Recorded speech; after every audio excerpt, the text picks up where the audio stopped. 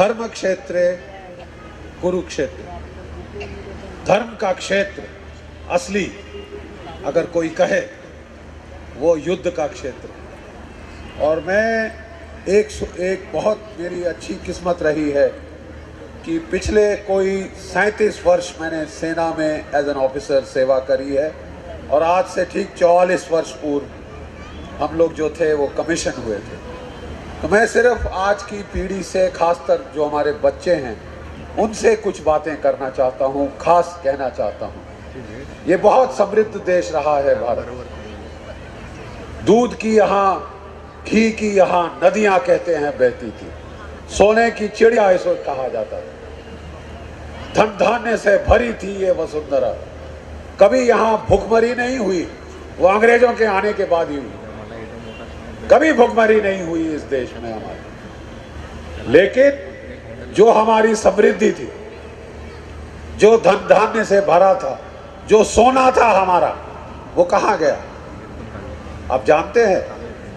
ऊंटों पे लाद लाद कर विदेशों से हत्यारे यहां पे आए, आपकी नगरियों को जला के राख कर दिया, गलों के मुंडों के सिर के ढेर लगा दिए वहां पे, और आपका सोना ऊंटों पे लाद लाद कर वो लोग ले गए इधर से, इस देश से।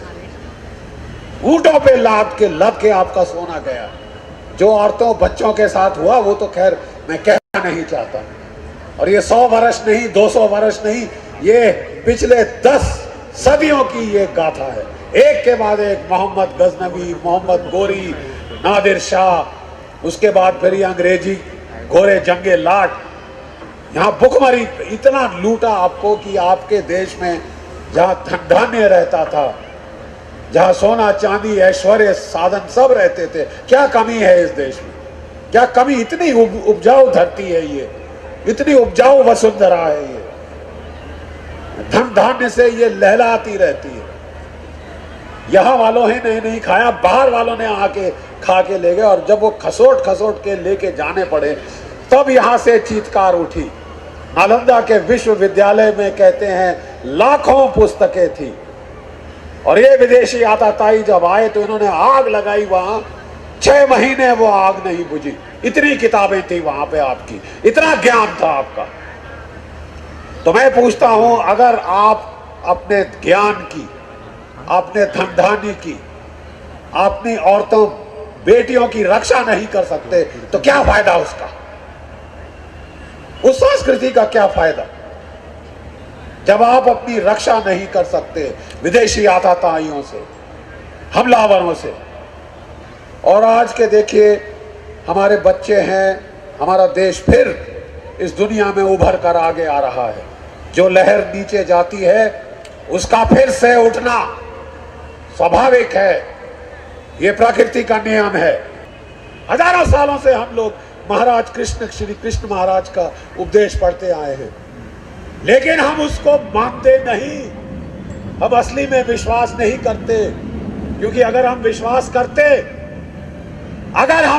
करते तो क्या 10,000 साल हम लोग गुलाम रहते? ये जो पीछे 10 सदियां हमने गुलामी की निकाली, क्या हम लड़के मर नहीं जाते, मरने से डरते? देखिए, यही मैं बच्चों को बोलता हूं, यही मूल्य हमको सीखने हैं। और सबसे पहले एक मूल्य सीखना है, वो है मेरा देश मेरे लिए एक जमीन का टुकड़ा नहीं, वो मेरे लिए एक भावना है। My country is not a piece of earth, it is an emotion for which I am prepared to fight, to kill and to die if necessary. ये भावना अगर आपके बच्चों में होगी तो आपका देश ऊपर जाएगा। नहीं तो आप जितनी भी तरक्की करें, जितनी भी आईटी आए आपके यहाँ, जितनी भी हॉस्पिटैलिटी इंडस्ट्री आए, सब बाहर वाले आएंगे, लूट के ले जाएंगे आपका। जो हाल पहले किया था वो फिर करेंगे। अगर आप अपने आप को बचाना नहीं सीखेंगे, आप अपनी रक्षा खुद नहीं करनी सीखेंगे, अमेरिका आपके लिए नहीं आके लड़ेगा, जापान नहीं लड़ेगा, ना कोरिया, ना कोई और देश। आपकी लड़ाई आपको लड़नी पड़ेगी। और आजकल मुझे दुख होता है, हमारे लड़के डिस्को डांसिंग करते हैं, पूरी रात पसीना पसीना होके आ जाएंगे, डांडिया करेंगे, पूरी रात पसीना होंगे। हम बोलेंगे चलिए बॉक्सिंग करिए, रेसलिंग करिए, कराटे जूडो करो, तो नहीं आता कोई नहीं आता। सब वही यही करना चाहते हैं। अगर सब यही करेंगे, मैं नहीं कहता कि आपको, मगर मुझे डांस करने का टाइम नहीं मिला तो आपको भी डांस नहीं करना चाहिए, मैं ये नहीं कहता। लेकिन कुछ आदमी आप में से आने पड़ेंगे जो अपने देश की रक्षा करेंगे। और आप सेना में आए या ना आए, अपने देश के प्रति आपको प्यार होना चाहिए।